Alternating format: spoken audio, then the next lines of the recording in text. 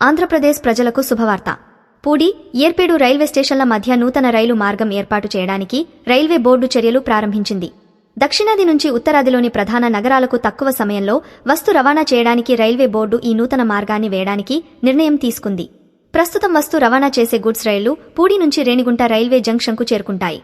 అక్కడి నుంచి ముంబై, విజయవాడ మార్గాల వైపు వెళతాయి. సదరన్ రైల్వే నుంచి ఉత్తర భారతదేశంలోని ప్రధాన నగరాలకు వస్తు రవాణా చేయడానికి రేణిగుంట రైల్వే జంక్షన్లో కొంత ఆలస్యం జరుగుతోందని రైల్వే బోర్డు అధ్యయనం చేసింది. ఈ మార్గంలో గూడ్స్ రైళ్లతో పాటు సూపర్ ఫాస్ట్ రైళ్లు కూడా రాకపోకలు నిర్వహించే అవకాశం ఉంటుందని అధికారులు గుర్తించారు. రైల్వే నిబంధనల మేరకు ప్రాథమిక సర్వే నిర్వహించారు. పూడి నుంచి ఏర్పేడు రైల్వే స్టేషన్ వరకు 27 కిలోమీటర్ల దూరం సర్వే చేసినట్లు తెలుస్తోంది. ఈ మార్గంలో ఒక రైల్వే స్టేషన్ కూడా వస్తుంది.